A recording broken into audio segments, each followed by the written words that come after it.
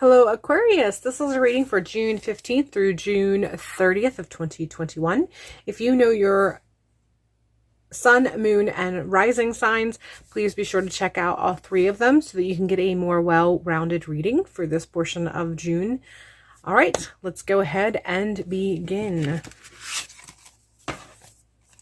Right away, we have the Five of Swords. So there's a sense of loss that I feel, and it has to do with communication, and it's an approach that was taken, and the end result kind of became a fallout or a blowback because of miscommunication.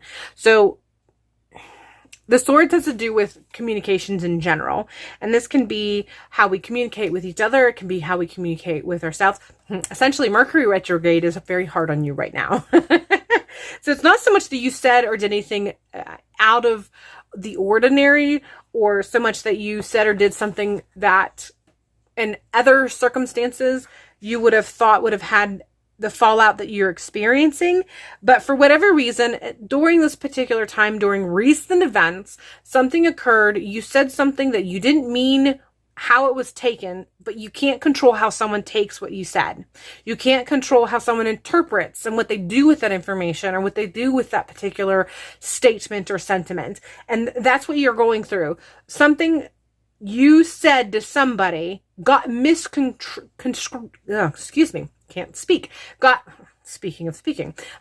got misconstrued. And as a result of that, there's been a bit of a fallout or a blowback, and you're experiencing that. So it's not so much that you're at fault, even though the whole event was a result of something you said. You're not necessarily at fault for it. Again, massive miscommunication, massive. And you are experiencing the blowback from that, the fallout from that. So hopefully that makes sense. Let's go ahead and move on to the next card. We have the Seven of Swords. So as a result of this, we still have events of miscommunication and misdirection and secrecy and that sort of planning, and there's some conniving that's happening as a result of whatever this was. So this person's sneaking around.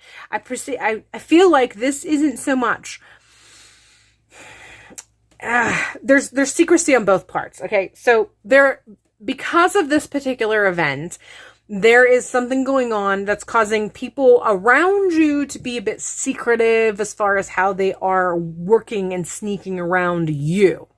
But as a result of this, also, you as well feel the need to be secretive and sort of sneak around as a way of protecting yourself, as a means of self-preservation, so that no more blowback occurs, so there's no more miscommunication that can be held against you.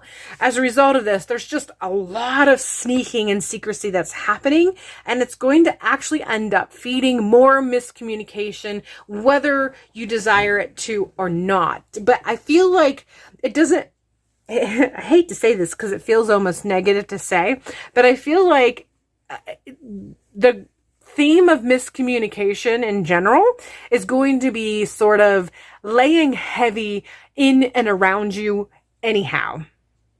So whether you were just open and direct and precise, or if you kind of kept quiet and sort of try to stay within the shadows, or even if you found someplace in between there, it doesn't matter. For whatever reason, there is an energy of miscommunication that seems to be around you for some reason. So, and it's not so much that you are miscommunicating as much as I get a really heavy sense that other people are receiving your communications wrongly, and there's nothing you can do about it. And this is going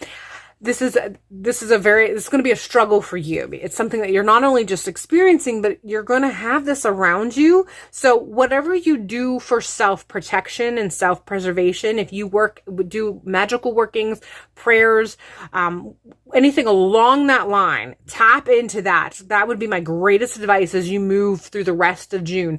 Tap into your source of protection and self-preservation as much as you can to ward off this weird sense of miscommunication that seems to be just surrounding you, almost to the point of consuming you.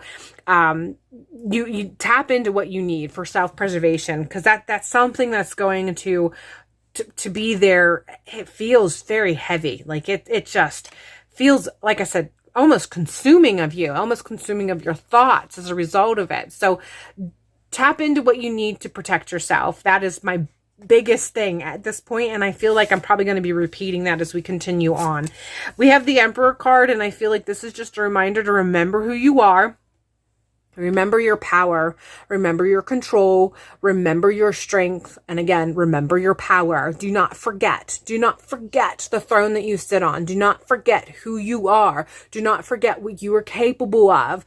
And again, I got to repeat this. Do not forget who you are. Do not lose connection with that. Do not lose connection with yourself, because in that process, you potentially lose your throne momentarily, but you can potentially lose that position. So again, tap into whatever it is that you need to tap into for self-preservation to protect yourself, as this energy of miscommunication just seems to be really surrounding you. Do what you need to do to ward it off, to push back against it on an energetic level. And while you're doing that, tap into who you are. Do not forget who you are. In the process, hone your skill sets, hone your people skills, try to figure out how you can make this into a learning process for yourself. And it goes from how to better communicate so that this doesn't happen, to also how to become more powerful in your workings and protection. So there's an opportunity here for you to hone portions of your craft in your work. So if you're someone who is in the job of communications, or you have been hoping to get a job in communications, this is going to give you an opportunity to hone that skill of being able to read other people and what their desires or intentions may be, which can make you actually more powerful in an HR perspective. And also this will give you opportunities to be more powerful in not connecting with self, and that inner power, that inner source that allows you to tap into protection and what that means to you, and really kind of bolster and make that into a powerhouse, become a powerhouse as a result of it. Through this all, we have opportunities coming your way. These aren't opportunities that are going to be suddenly within your reach that you're going to grab a hold of and make like immediate, instantaneously decisions, but it's going to open your insight to potentials for you as far as moving from where you are to where you want to be. And I feel like this has to do with defining yourself, but also defining you as far as a career person, what your career is, what your job is, your identity as in the workplace. This whole process and what you manage to hone as a result of it, as far as your skill set is concerned, it's really going to open up your mind, kind of broaden your perspective as far as possibilities for you and your, like I said, your self-identity in relation to work and however that applies to you on a personal level. We're getting the grounding card as far as what you can be doing as you move through all of this. So remember to ground. That kind of coincides with that Emperor card. Remember who you are. Remember your source. Remember your inner power. But that sense of finding a means of what it takes to ground you, whatever it is that you know kind of brings you back and makes you feel grounded. That's what you need to be connecting with. That's what you need to be tapping in with. And we have forgiveness. And this is a bitter pill, I feel. I feel that this is something that you are not necessarily going to want to hear, because at this point in time, as you're experiencing this is the last thing on your mind. And, the statement that comes to mind is some people just don't deserve forgiveness. Bitterness can eat away at us, and it actually can make it so that the communication issue or lines aren't going to get cleared as a result of it. And it also just eats away at us as far as our source and our power is concerned.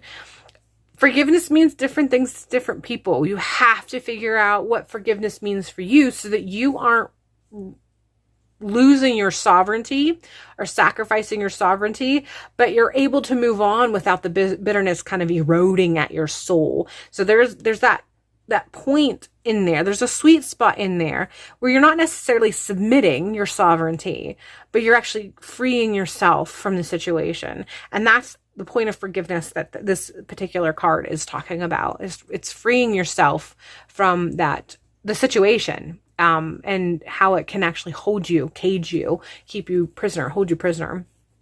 So that's the aspect of forgiveness that you're supposed to be tapping into. And I feel like this is something that's going to take a little while to come around to, because whatever this is that's going on, it's definitely something that can really push deep feelings of bitterness, for sure.